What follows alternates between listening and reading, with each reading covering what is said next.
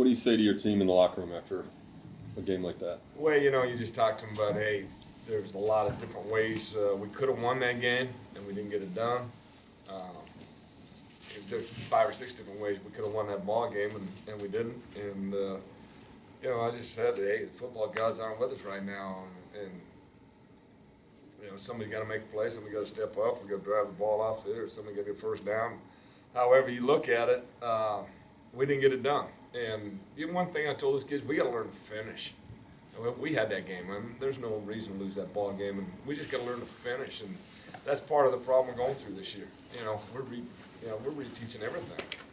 So that's what we got to do. We got to learn to finish it.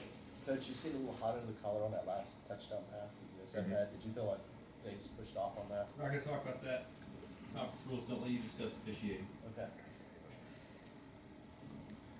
Next. No comment.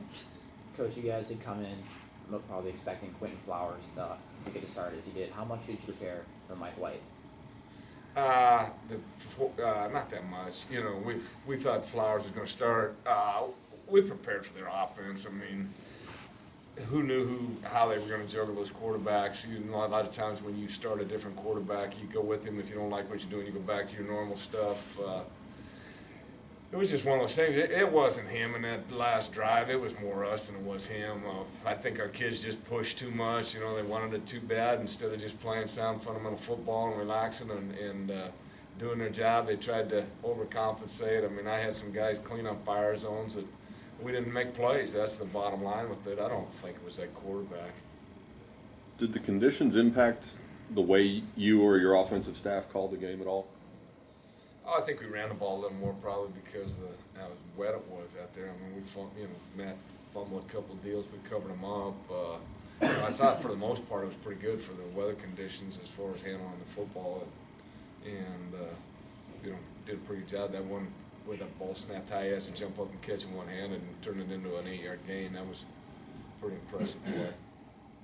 Dion came in today he had 6 catches before today. He had 7 in today's game.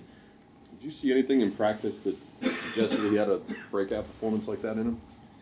No, not really. I mean, I've thought the kid's always been explosive and a good football player. I was just happy for him today. He had 7 catches, and I thought he made some really good plays in there, and he made smart decisions. So, I was happy for him. I thought he played really well. Toward the end of the game, Kevin Pope was on the sideline. How much did his absence affect the closing minutes? It had an effect on it. I thought Tua did okay, but it's not like being a starter where you're a veteran and you've been in those situations before. Yeah, it probably had an effect on it, but who knows? I mean, Tua wasn't bad in there, and I can't see where he had anything glaring on him, but you'd like to have your starters in that situation because they've been there before. Anything else, guys? Thanks a lot. Thanks, Coach.